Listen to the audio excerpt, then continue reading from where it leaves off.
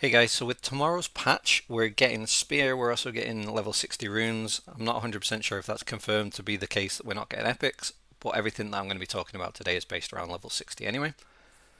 And also, it's going to be looking at the level 20 masteries. So, level 20 masteries are going to be included in the build that I'm considering at the moment. Obviously, both of these things are a huge grind.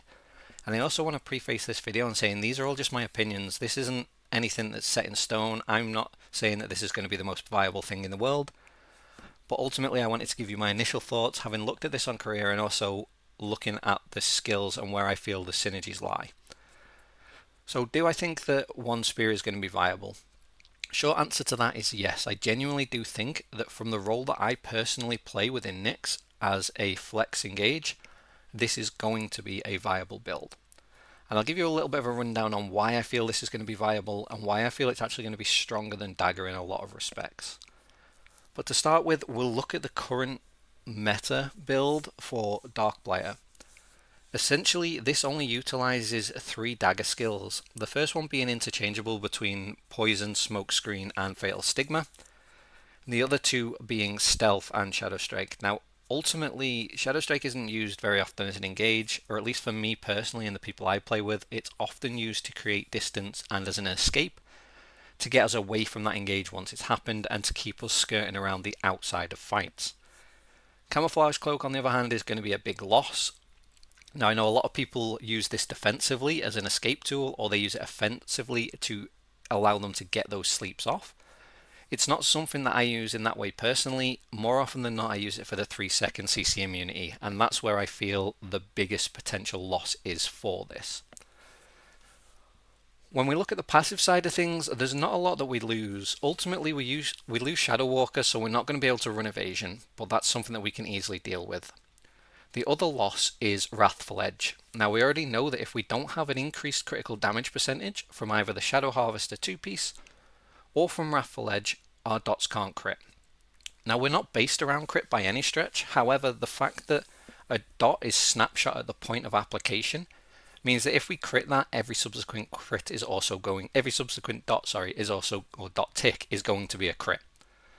So having that in the build enables us access to crit dots. We don't get a lot of crits, but it is something that we have access to. So losing that is a little bit of a pain. And obviously we're going to lose access to the Assassin's Instinct, but that's not a massive loss, again, because it is only critical hit chance. But what this means is that we need to find a way to replace 3 active skills and 5 passives. So I'm going to show you a 1 spear build now. This is very much an on paper thing, it's not being tested properly, and hopefully it is going to be something that I can test on stream tomorrow for you. But I wanted to give you an idea and a rundown on where I personally feel the synergies are between Wand and Spear, and a direct kind of comparison between Wand and Dagger. So we'll take a look at that now. So with One Spear, I've kept the skills in the same place for you to see them, and essentially we've replaced a couple of things. So the first one that we've replaced is dropping out Invincible Wall, and there is a very good reason for this, but I'll cover it off once we get to the synergies. Ultimately, from Spear, I'm looking at taking at least 4 active skills while still maintaining our normal Curse Spread and Sleep Spread and Curse Bomb. Because the goal of this build is not to transition over to Spear doing damage, it's to use Spear as an offhand to enable that damage from Curse Explosion and from our dots. And I feel that Spear definitely has the ability to facilitate that. So first and foremost, we're taking Unyielding Sentinel. This is a really cool skill. It's on a 45-second cooldown, so it meshes quite well with our engage, which with Karmic being on 42-second before cooldown and Curse Nightmare, so our sleep being on 30-second, these all synergize really well together. Now this gives us a huge increase to our CC resistance for 6 seconds, but the other element of this that is huge is the increased magic melee and ranged heavy attack chance by 130 per target within an 8-meter range, and that's for up to 3 seconds. So this is going to be great to be popped after we engage and get that initial sleep off and spread our damage just before we pop Curse Explosion.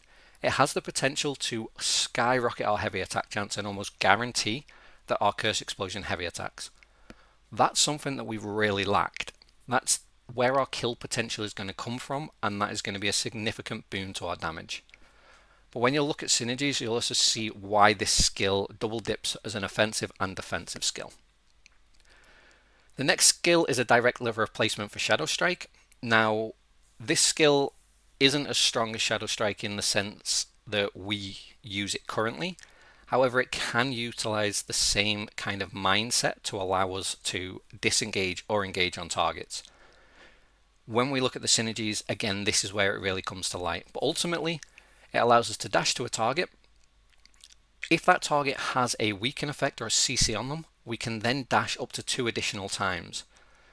This is another skill that has an offensive and defensive application though, because we can also use it to dash to a party member, and that allows them a 70% chance to stun, so a small stun in an AoE around them. This, coupled with the synergies, is a really strong skill as well. Tempest Strike gives us a follow-up CC that we don't currently have.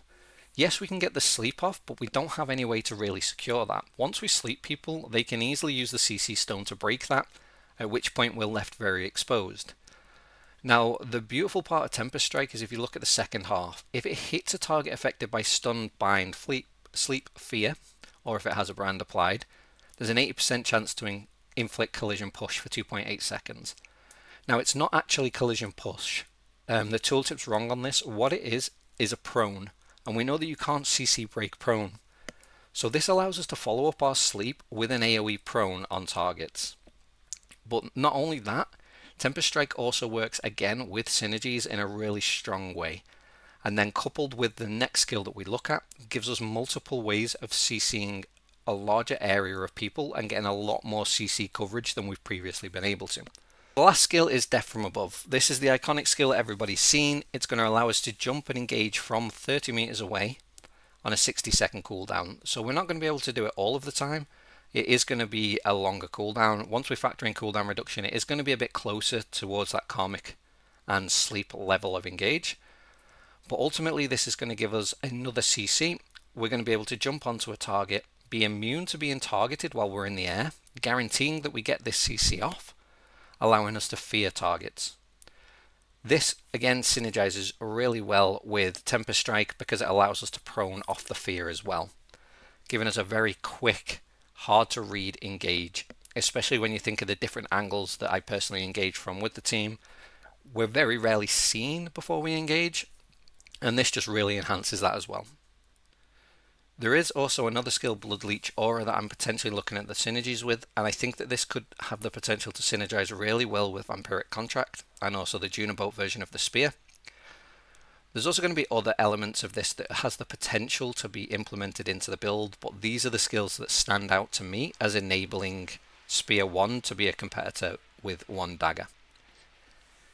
Now, looking at the passives, they're a little bit lackluster, but I feel that they do add a lot of value. So Nimble Steps is going to allow us to increase collision and bind CC, further enhanced by our Unyielding Sentinel and also the collision resistance that we're running in gear. We also have Imposing Form. This is a 10% chance to increase your skill damage boost by 130 for 3 seconds just from doing damage with your spear. It's just a nice little passive. It'll be interesting to see how often this actually procs in AoE scenarios.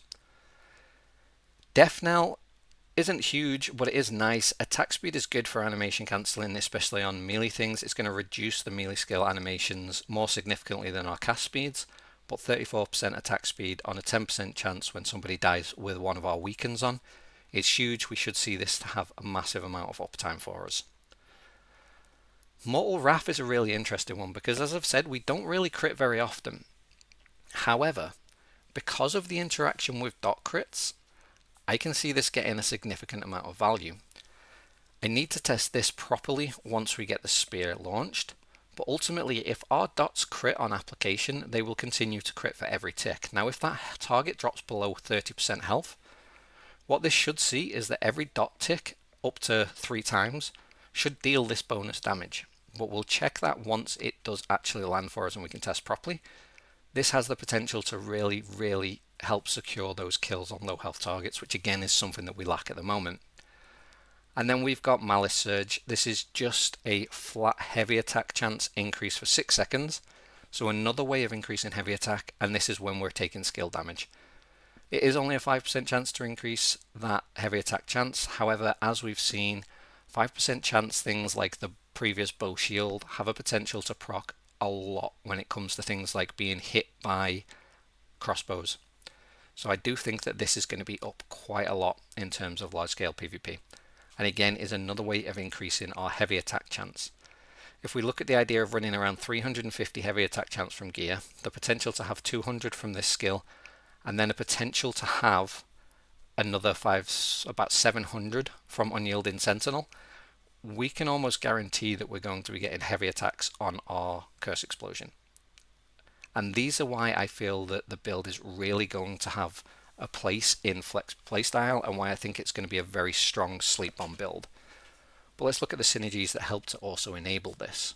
So obviously with the synergies, we have our normal Curse Bomb setup, or a normal Sleep Bomb setup. So Touch of Despair maxed on all three.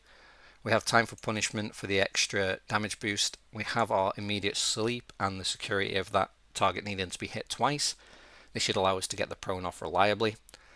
Karmic Haze to allow that increased spread range. Curse Explosion damage is a no-brainer, and Rotten Swamp because of how it synergizes with Tevin to allow you to Curse Explosion and then have a reapplication of dots. And this again is going to hopefully synergize with that passive where targets are below 30% health. They also take those additional spikes of damage. It says it can proc up to 3 times per skill. So if it does proc from Tevin, it does proc from Corrupted Magic Circle, and it does proc from Touch of Despair. We've got the potential where the stars align for that to proc 9 times in quick succession as well, which will easily finish off targets. But the interesting things are the synergies from Spear. So Unyielding Sentinel, this Sentinel's Bastion is what gives us the ability to increase our heavy attack chance by 200 for party members, to increase our heavy attack chance for party members within a 16-meter radius. So this allows us to buff our friends as well in flex and give them increased heavy attack. But also from a defensive perspective, it gives us a 4,000 health shield. So not only is this going to increase collision resist or all resistance by a huge amount, it's going to also give us a decent chunk of defensive shield, and it replaces Fortitude Barrier pretty easily because of that. Next up is Storm Blitz. This is, as I said, the skill that's going to replace Shadow Strike. It's going to allow us to charge around for up to 3 targets. The beauty of this though comes from the additional Blitz, which means that we don't actually have to have a weaken on the first target to enable the second charge, and then as long as there is a weaken on the second target that we hit, we can charge again. This is going to give us some hypermobility and allow us to get in and out of fights pretty easily using more distant targets like I currently use Shadow Strike.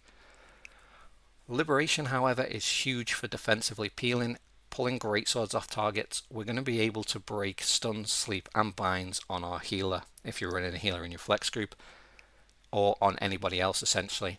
And the beauty of this is when you use it to break one of those CCs, because you're also charging to a friendly target, it's going to do that AoE stun around them, which adds that extra level of peel defensively.